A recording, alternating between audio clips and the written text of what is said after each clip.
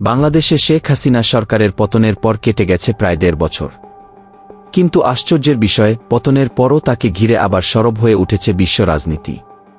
Washington থেকে Delhi, Beijing থেকে London, সবার মুখে এখন একটাই প্রশ্ন: শেখ হাসিনাবিহীন দক্ষিণ এশিয়া এটা কি স্থিতিশীল থাকতে পারবে?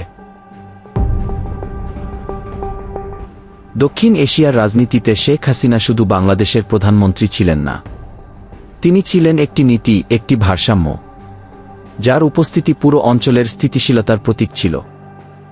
ভারতের কাছে তিনি ছিলেন সীমান্ত নিরাপত্তার গ্যারান্টি, চীনের কাছে ছিলেন আঞ্চলিক বাণিজ্যের সেতুবন্ধন, আর পশ্চিমাদের কাছে ধর্মীয় উগ্রবাদ বিরোধী সৎ ও সাহসী এক নেতা। কিন্তু তার পতনের পর এই সমীকরণ ভেঙে পড়েছে দ্রুত। শেখ হাসিনাবিহীন বাংলাদেশে ধর্মীয় উগ্রবাদী জঙ্গি গোষ্ঠী আবার মাথাচাড়া দিয়ে উঠেছে। মাজার ভাঙ্গা, মন্দির ভাঙ্গা সহ ধর্মীয় উগ্রবাদীদের এক স্বর্গরাজ্যে পরিণত হয়েছে বর্তমান বাংলাদেশ, যা দক্ষিণ এশিয়ার শান্তির জন্য বড় হুমকি। আন্তর্জাতিক গোয়েন্দা সংস্থাগুলোর বাংলাদেশ নিয়ে ভয়ঙ্কর রিপোর্ট প্রকাশ করছে।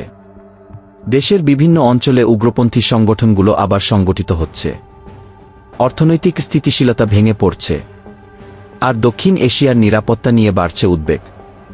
শেখ হাসিনার ক্যারিশমাটিক নেতৃত্ব দক্ষিণ এশিয়ার অর্থনীতি ও রাজনীতির জন্য ছিল নিরাপদ।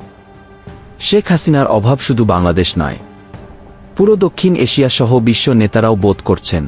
ওয়াশিংটনে, দিল্লিতে, এমনকি জাতিসংঘের সদর দপ্তরেও এখন আলোচনা হচ্ছে, শেখ হাসিনাকে পুরোপুরি ছেঁটে ফেলার সিদ্ধান্ত কি ভুল ছিল, যে ভুলের মাসুল গুনতে হচ্ছে বাংলাদেশ সহ গোটা দক্ষিণ এশিয়াকে।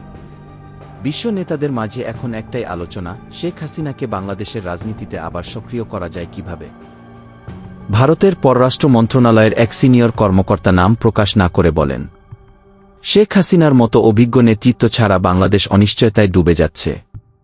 চীনও তাদের আঞ্চলিক প্রকল্পগুলোতে বিপর্যয় দেখছে, আর আমেরিকা বুঝতে পারছে একটি অস্থিতিশীল বাংলাদেশ মানেই দক্ষিণ এশিয়ার ভূরাজনৈতিক ভারসাম্যের পতন। রাজনৈতিক বিশ্লেষকরা বলছেন, শেখ হাসিনা এখনও বাংলাদেশের সবচাইতে জনপ্রিয় এবং নির্ভরযোগ্য একজন রাজনৈতিক নেতা। জাতিসংঘের অভ্যন্তরীণ আলোচনায়ও রাজনৈতিক বিশ্লেষকদের পরামর্শ শোনা যাচ্ছে। কেউ কেউ বলছেন, শেখ হাসিনা এখনও দক্ষিণ এশিয়ার গুরুত্বপূর্ণ রাজনৈতিক ব্যক্তি, যার অনুপস্থিতি পুরো অঞ্চলকে অস্থিতিশীল করে তুলছে। বাংলাদেশের রাজনীতিতে শেখ হাসিনা অনুপস্থিত, কিন্তু তার প্রভাব এখনও বাংলাদেশে রয়ে গেছে। শেখ হাসিনাকে ছাড়া বাংলাদেশের রাজনীতি চিন্তা করা কঠিন। বিশ্ব শক্তিগুলো বুঝতে শুরু করেছে, শেখ হাসিনা শুধু একজন ব্যক্তি নন, তিনি দক্ষিণ এশিয়ার এক শান্তির দূত, একজন সত্যিকারের লিডার, যে পথ দেখায় এবং তৈরি করে।